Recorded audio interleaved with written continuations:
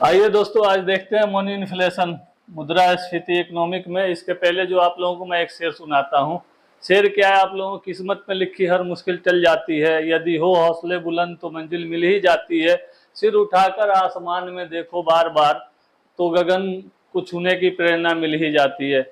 इसके बाद आइए चलिए हम देखते हैं मनी इन्फ्लेशन के बारे में पढ़ते हैं। आप बताते हैं मुद्रास्फीति। मुद्रास्फीति क्या कहते हैं? मुद्रास्फीति जिसे हम महंगाई कहते हैं, वस्तुओं की कीमत में बढ़ना, रुपए की कीमत का गिर जाना, क्या बोलते हैं? Money inflation. इन्फ्लेशन का मतलब मुद्रास्फीति।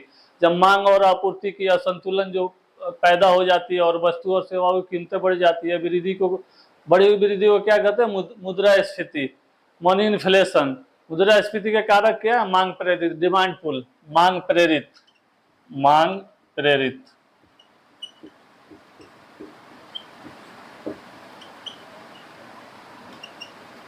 डिमांड पुल।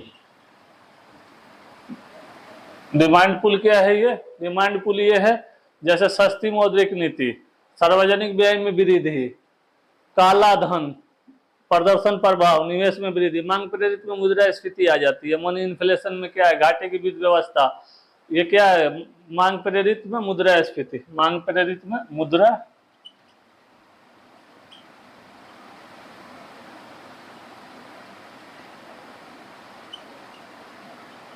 मनी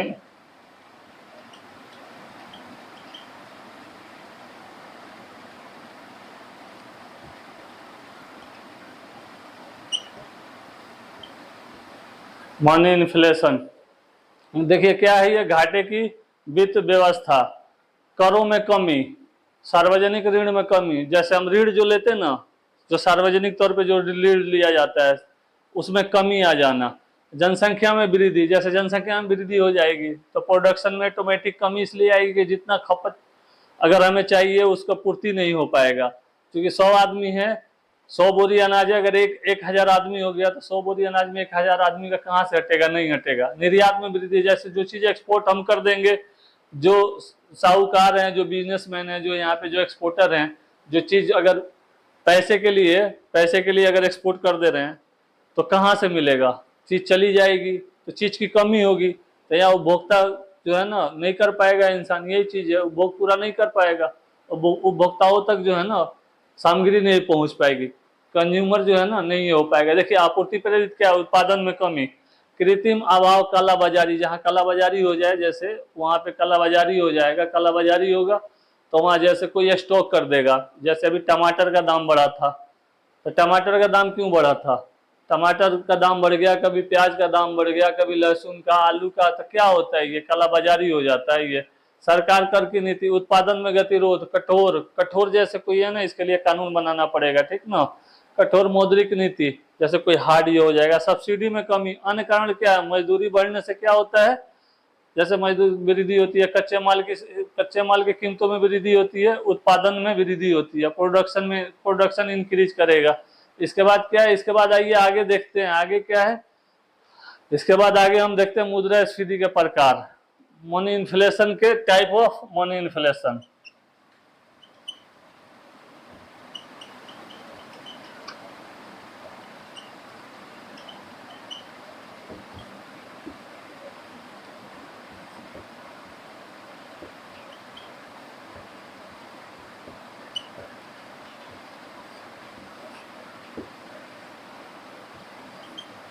ये क्या होता है? दो तरह का होता है। मुद्रास्फीति के दर के आधार पर किया जाता है, एक सरकारी नियंत्रण के आधार पर किया जाता है। एक स्टैटिस्टिकल सर्वे होता है और एक जो मार्केट के हिसाब से किया जाता है। जैसे बाजार में क्या चीज़ की कमी है, क्या चीज़ ज़्यादा है, क्या चीज़ है नहीं है, जैसे मेजरमेंट किया जाता है। जैसे सीपीआई है, कंज्यूमर प्राइस इंडेक्स है, उसके हिसाब से। एक एनएसओ है, नेशनल स्टैटिस्टिकल ऑफिशियल, उसके हिसाब से जो किया जाता है। ये चीज़ आगे आई है। मुद्रास्फीति की दर के आधार पर क्या किया जाता है? एक रेंगती हुई अर्थव्यवस्था होती है, रेंगती हुई मुद्रास्फीति भी होती है। क्रीपिंग इन्फ्लेशन, क्रीपिंग इन्फ्लेशन क्या है? क्रीपिंग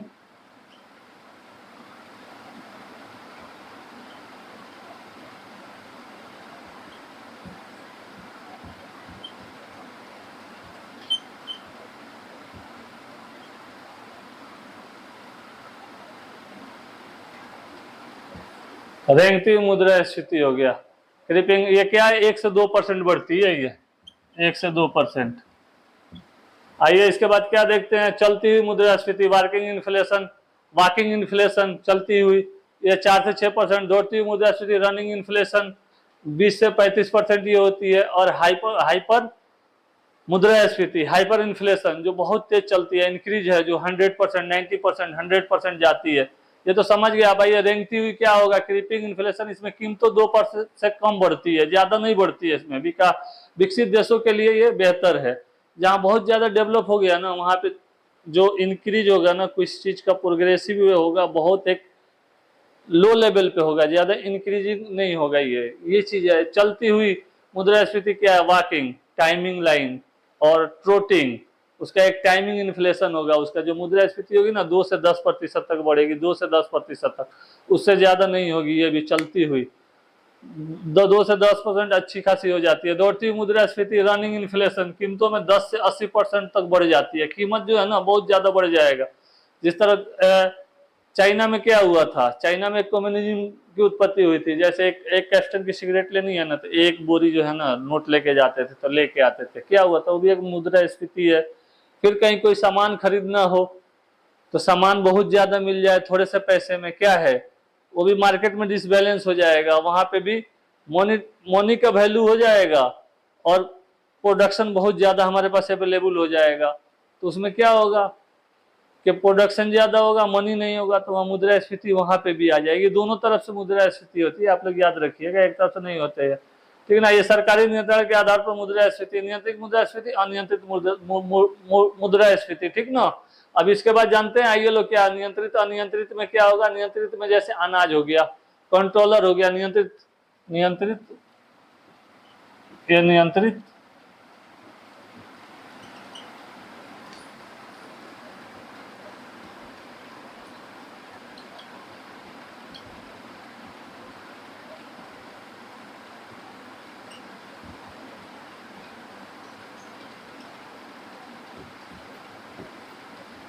एक हो जाएगा अनियंत्रित।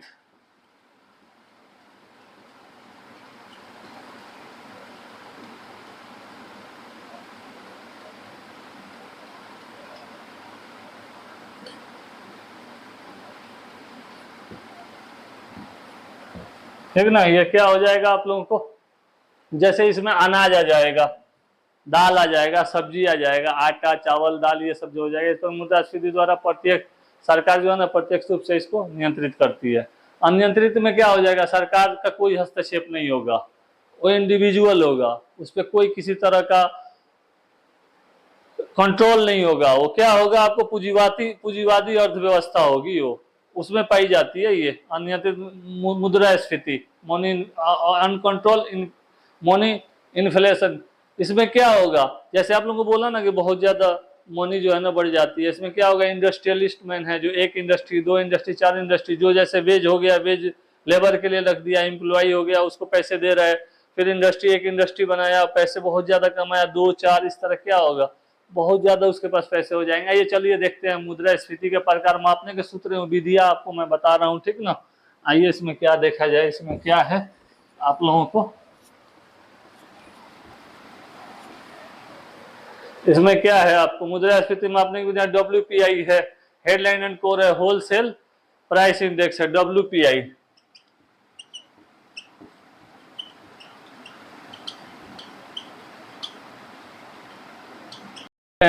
WPI wholesale price index, headline and core.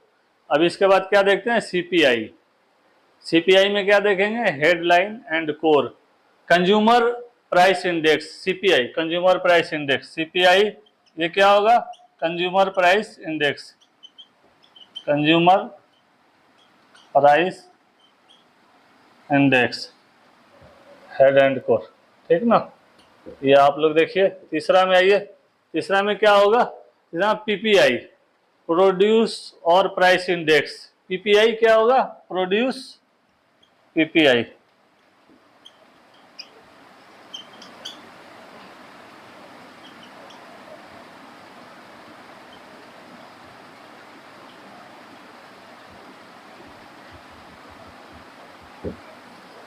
अब इसके बाद क्या देखा जाएगा, नेशनल इनकम डिफ्लेटर, जीडीपी से महंगाई निकालने की कोशिश करते हैं।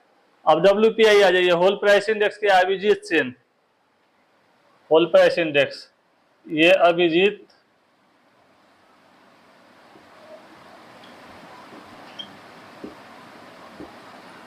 सेन। अभिजीत सेन में क्या हुआ, समिति के अनुशंसा में 2009 में प्रकाशित वाणिज्य एवं औद्योगिक मंत्रालय के अंतर्गत आर्थिक सलाहकार कार्यालय वाणिज्य एवं औद्योगिक मंत्रालय द्वारा प्रकाशित की गई मासिक आधार पर जारी की जाती है। आधार वर्ष क्या है इसका, 2011-12। उसके बाद क्या है, 21-22। आइए चलिए आगे देखते हैं, वर्तमान में WPI टोकरी में जैसे 67 वस्तुएं लाएं तो इसका इफेक्ट क्या होगा, इसके बाद क्या होगा, आप आइए आगे देखते हैं। आगे में क्या हो जाएगा आपको, WPI एंड PPI। WPI लेन देन के बिंदु तथा PPI क्या है, परचेजिंग पावर इंडेक्स में क्या आ जाएगा आप लोगों को, इसमें WPI मूल परिवर्तन प्लस कुछ दर, दर वाला कौन सा दर होगा, कर होगा, जो टैक्स लगाते हैं ना, टैक्स पे, टैक्स ये कर हो जाएगा, टैक्स। जो जैसे जो मनी में जो पैसे आप ले रहे हैं, जैसे कितना आपका सालाना इनकम हो रहा है, जो TDS लग रहा है वहां पे काट रहे हैं, जैसे सरकारी कर्मचारी हैं वहां पे उनसे लिया जाता है, जो फिर बिजनेसमैन है वहां पे जिनके पास पैसे आ गए ज्यादा, आवश्यकता से ज्यादा, वहां पे टैक्स लग रहा है, वो चीजें। WPI मात्र वस्तुएं, PPI में क्या है, दोनों शामिल हो जाती हैं, ठीक ना। CPI क्या है, 2012 से CPI 4 आधारों पर ज्ञात किया जाता है। औद्योगिक श्रमिक CPI, इंडस्ट्रियल वर्कर, औद्योगिक श्रमिक, इंडस्ट्रियल वर्कर, औद्योगिक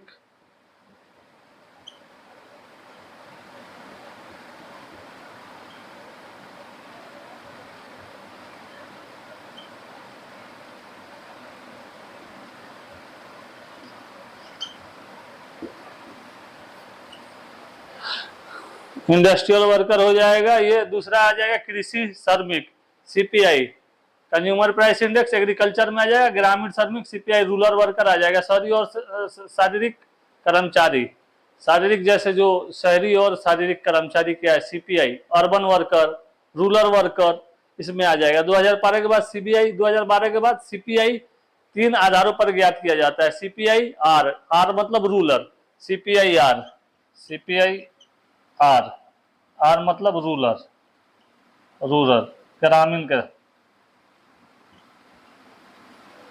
ठीक है, समझते चलिए। ये हो गया CPI U अर्बन, CPI ये U हो गया अर्बन, शहरी हो गया, ये ग्रामीण हो गया, दोनों दो हो गया। आइए आगे क्या देखते हैं, 2017 के बाद आधार के वर्ष पे क्या देखते हैं हम लोग। 2017 के बाद क्या आ जाता है आप लोगों को, WPI CPI। इसकी गणना थोक बाजार में कैसे की जाती है, WPI, ये इसको मिटा दें, WPI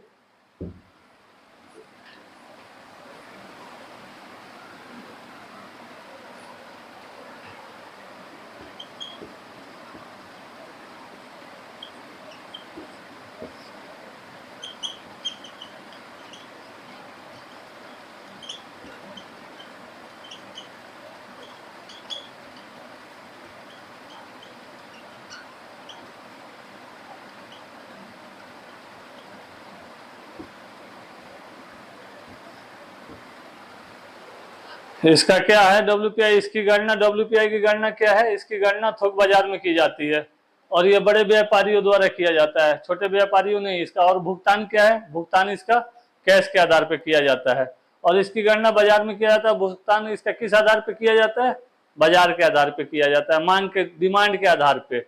डिमांड होगा तो हो जाएगा, डिमांड नहीं होगा तो नहीं होगा। चलिए आगे देखते हैं, WPI में क्या है, आर्थिक सलाहकार कार्यालय, आर्थिक क्या है, वाणिज्य और उद्योग मंत्रालय। आइए CPI में क्या है, केंद्रीय सांख्यिकी कार्यालय, सांख्यिकी कार्यक्रम एवं कार्यान्वयन मंत्रालय, NSO, नेशनल स्टैटिस्टिकल ऑफिस का जो है ना, वो केवल वस्तुओं को मापा जाता है। CPI में क्या, वस्तु और सेवाओं दोनों को मापा जाता है। मुद्रास्फीति गणना पहले चरण में भुगतान के आधार पर किया जाता है, जैसे भुगतान जो किया जाएगा ना, पेमेंट, उसके आधार पर किया जाता है। इसमें क्या है, मुद्रास्फीति की गणना सबसे पहले आखिरी चरण में भुगतान के आधार पर किया जाता है, जो लास्ट पे 697 प्राथमिक ईंधन और बिजली वस्तु निर्मित उत्पाद वस्तुओं मूल्य को गिना जाता है, उसका मूल्य गिना जाता है। और इसका मूल्य क्या होगा, 697 में प्राथमिक वस्तुएं ईंधन और बिजली और विनिर्मित उत्पाद वस्तुओं का किया जाता है। औद्योगिक और वस्तुओं के मध्यवर्ती वस्तुएं जैसे खनिज, मशीनरी, जैसे बुनियादी धातु आदि के प्रकार में किया जाता है। जैसे जो औद्योगिक इंडस्ट्री में जो मशीनरी बाहर से मंगवाई जा रही थी, जो 1990-92 में जो इंडस्ट्रियलाइजेशन का एक आगाज हुआ था, बीपीओज का जो आगाज हुआ था, जगह जगह एक औद्योगिक क्रांति आई थी, एक रिवोल्यूशन आया था एक उस टाइम में, जिसमें क्या आ जाएगा सीपीआई में, शिक्षा, संचार, परिवहन, मनोरंजन, कपड़े, टेक्सटाइल, ये सब चीजें आ जाएगी। प्राथमिक वस्तुएं, ईंधन आ जाएगा और बिजली, ये सब चीज आ जाएगी आपको। और एक महीने में ये क्या, एक महीने में ये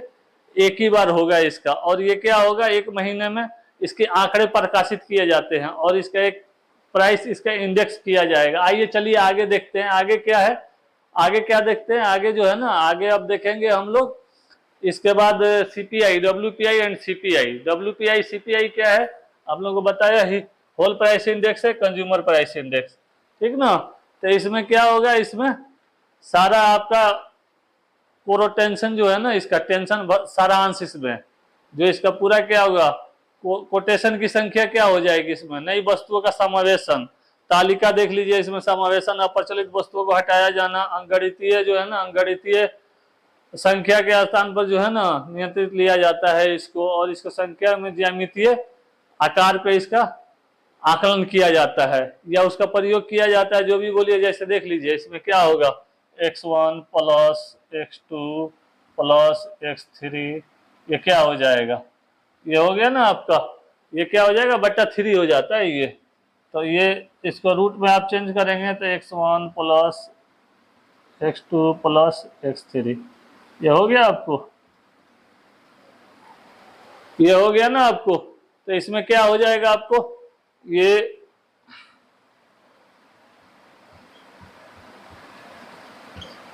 थ्री आ गया ना ये, तो इसमें 2 प्लस 4 हो जाएगा इसका, अब बटा 2 हो जाएगा, तो 6 हो जाएगा, 3 हो जाएगा, मुद्रास्फीति इसका निकल गया, मनी इन्फ्लेशन।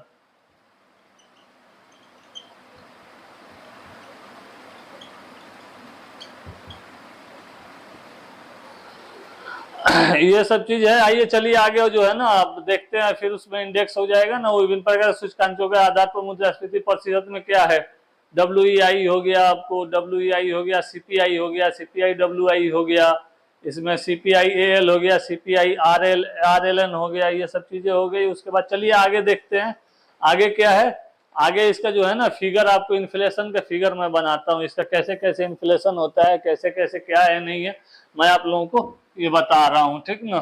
देखिए इसको, ये थोड़ा ध्यान से देखिएगा, ये फिगर समझ जाइएगा तो आप मुद्रास्फीति निकालना सीख जाइएगा। देखिए ये क्या है, 2017 ये हो गया, 17-18 हो गया, ठीक ना। ये चीज 2017-18 हो गया, ये 2018-19 में क्या होगा, ये 0.1 हो जाएगा। ये 2018-19 में ये 0.1 हो गया। ये क्या हो गया इसका, ये बेस हो गया, इसको क्या मान लेंगे, आधार वर्ष मान लेंगे, ठीक ना। और 2020-21 क्या होगा, अप्रैल दिसंबर 2020, अप्रैल ये हो गया, अप्रैल 2020, इस अप्रोक्स मान लीजिए इसका। इसमें क्या होगा, एक कंबाइंड होगा, इसमें ये कंबाइंड हो गया, WPI हो जाएगा। WPI क्या होगा पता है आप लोगों को, होल प्राइस इंडेक्स, पूरा A to Z ये हो जाएगा, होल प्राइस इंडेक्स।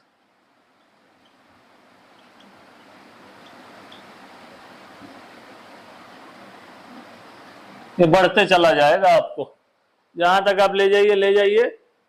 तो इसमें से क्या होगा, यहां से आपको 2017 का दिखाएगा कैसे आपका आ रहा है यहाँ पे, और यहाँ पे 3.4 हो जाएगा, ये यहाँ 2.0 हो जाएगा। 2% जो 1 से 2% जो बढ़ रहा था ना, वही होगा। ये 3.6 हो जाएगा, 3.6 क्या हो जाएगा, ये 4.8 हो जाएगा। यहाँ से ये जब कंबाइंड पे जाइएगा तो ये 4.8 हो जाएगा, 25 चौका 100, 4 का रेशियो आ जाएगा इसमें, ठीक है ना। ये 4.8 हो जाएगा, ये 6.6 हो जाएगा, ये 4.8 हो गया आपको, ठीक। उसके बाद 4.3 और 3.4, ये 4.3 हो जाएगा, ये 4.4 हो जाएगा, ये सूचकांक हो जाएगा।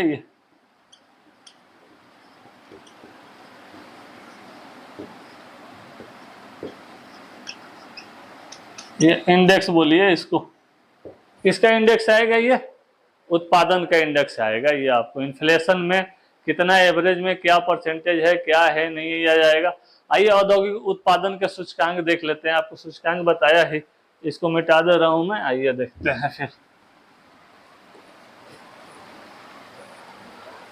इसमें क्या होगा। त्रैमासिक प्रकाशन उद्योगों पर नीतियां बनाने के लिए सरकारी एजेंसियों द्वारा तथा आरबीआई द्वारा प्रयोग किया जाता है। आधार वर्ष 2021-22 बनाया गया है। वस्तु एवं संख्या वर्तमान में 408 है। WPI 2011 में, 12 में, 2013 में, 14 में, 2012 में IIP index of industrial production, ये क्या हो जाएगा आपको। विषय बिजली, कच्चा तेल, ये किस विषय में बात कर रहा है पता है आप लोगों को। ये CPI इसमें बात कर रहा है कि जो आप लोग जो ये किए तो उसमें कच्चा तेल, बिजली, सीमेंट, स्टील, प्राकृतिक गैस, उर्वरक, ऐसे 8 तरह के उत्पाद। और ITP क्या हो जाएगा, केंद्रीय सांख्यिकी कानून मंत्रालय में राष्ट्रीय सांख्यिकी नेशनल स्टैटिस्टिकल एसओ ऑफिशियल के द्वारा जो है ना इसकी ज्ञात की जाती है। ये संकलित संरचना इसी के द्वारा प्रकाशित की जाती है, एक स्टैटिस्टिकल सर्वे के हिसाब से प्रकाशित की जाती है। चलिए आगे बढ़ते हैं हम लोग। आगे क्या होगा, आगे ये तो हो गया, मैं बड़ा पढ़ा दिया, बता दिया हूँ WPI एंड CPI। अब आगे रिफाइनरी में देखा जाता है। आगे रिफाइनरी में क्या है, आगे रिफाइनरी में क्या है आपको, WPI ये तो हो गया। रिफाइनरी उत्पाद में 28% हो जाएगा आपको। बिजली में क्या हो जाएगा, 19.85 हो जाएगा। और उसके बाद आपको क्या होगा, स्टील में 17.92 होगा। स्टील में 17.9% होगा। आ गए ना ये। और क्या होगा आपको, उर्वरक में क्या होगा, 2.65 हो जाएगा। राष्ट्रीय आय प्रवर्तक नेशनल इनकम में क्या होगा, NID, इसे क्या GDP रिफ्लेक्टर कहते हैं। GDP, CP क्या होगा, करंट प्राइस। इसमें CP क्या होगा,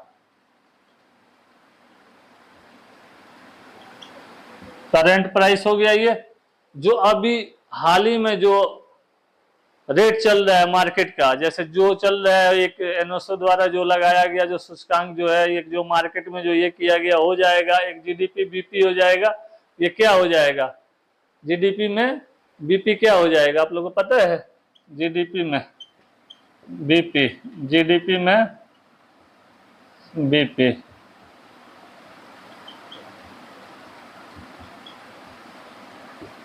ये बेस प्राइस हो जाएगा। इसके आगे आइए देखते हैं what is GDP deflector. GDP deflector क्या है आप लोगों को पता है। GDP डिफ्लेक्टर वो है जो also non GDP price deflector, जो उसके बारे में बताए पूरा। Implicate of the deflector is measures of the impact of the inflation, माने इन्फ्लेशन पे उसका क्या असर पड़ रहा है। इन्फ्लेशन पे क्या असर पड़ेगा GDP का, economic during a period of period, एक टाइम के लिए जो है ना क्या पड़ रहा है, नहीं पड़ रहा है। स्पेसिफिक फिजिकल्स ईयर जो हो जाएगा, एक साल के अंदर जो है ना पूरा ईयर बेस है ना, ईयर बेस के बारे में बता दे। ईयर बेस के बारे में, जिस तरह बॉन्ड है ना एक साल में पूरा मैच्योर्ड हो जाता है तो आपको पैसा मिलता है, उसी हिसाब से ये चीज है ना जो महंगाई का पता चलेगा। इसमें क्या हो जाएगा, GDP डिफ्लेक्टर बराबर नॉमिनल GDP बटा रियल GDP। GDP डिफ्लेक्टर क्या हो गया जाएगा, GDP डिफ्लेक्टर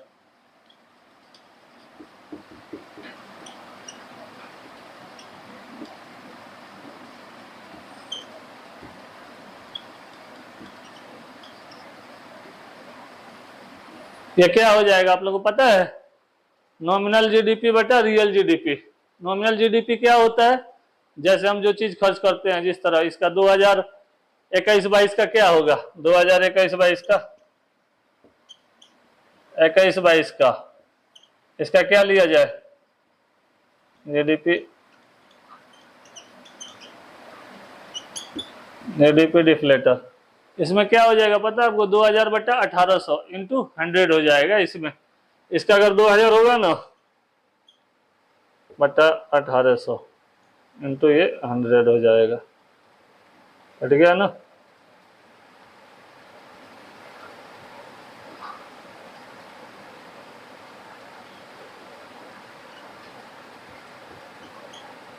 अठारह 18 अब आ गया 20 हो गया ना, ये सॉरी ये कट जाएगा, ये 2 हो जाएगा, 20 हो जाएगा, 18 कम 18, फिर ये 2 हो जाएगा, 9 हो जाएगा, सॉरी ये कट जाएगा, 9 हो जाएगा, 0 हो जाएगा, 18 पचे 90, 1 2 ठीक ना। तो ये क्या हो जाएगा 11.5 हो जाएगा, ये 11.5 हो जाएगा। जब ये मार्केट में हमारा जो बढ़ेगा पूरा, जब मार्केट हम जब ग्रो करेंगे, पकड़ेंगे, सही से इंडस्ट्री चलेगी, तो हमारे देश की, हमारे कंट्री की जो जीडीपी हो जाएगी 11.5 हो जाएगी।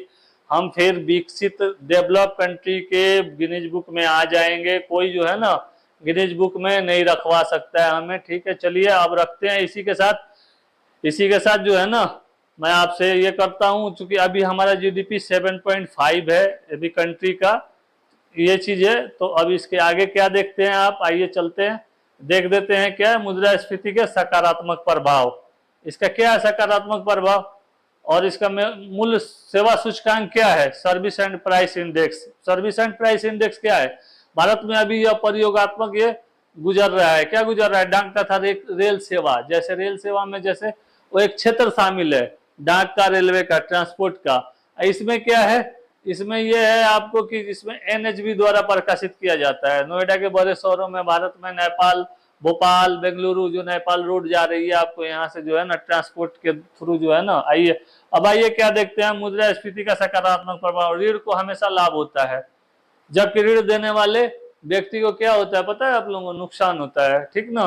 क्योंकि वो अपना जो है ना अपना इंटरेस्ट उसका छुपा नहीं होता है, ये चीज है। उत्पादों में मूल्य बढ़ने से, उत्पाद में जैसे मूल्य बढ़ गया ना तो उद्यमियों को लाभ होता है। जैसे कोई प्रोडक्ट बनाया, प्रोडक्शन करके वो प्रोडक्ट को निकाल के वो बेच दिया। जैसे अनाज हुआ, अनाज आज जो है ना 10 रुपए किलो है, अब एक अटेंडम उसका दाम बढ़ गया। जैसे टमाटर का दाम बढ़ा था ना, टमाटर का दाम बढ़ा था ना, टमाटर में लागत क्या हुआ हमारा, लागत 100 रुपया हो गया, लागत 100 रुपया हुआ।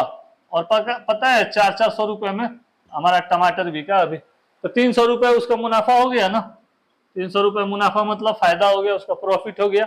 यही सब चीज है। चलिए इसी के साथ मैं कहता हूँ कि कर संग्रहण प्लस रोजगार में वृद्धि। कर जो संग्रहण होगा तो रोजगार में वृद्धि होगी, टैक्स जो मिलेगा तो रोजगार में वृद्धि होगी। टैक्स आएगा तो गवर्नमेंट बहुत सारा योजना लाएगी, बहुत सारा काम करेगी। चलिए अब इसी के साथ मिलते हैं फिर आगे आप लोगों से। Bless you. चलिए अच्छा से रहिए, पढ़िए लिखिए, अच्छा से कीजिए। चलिए।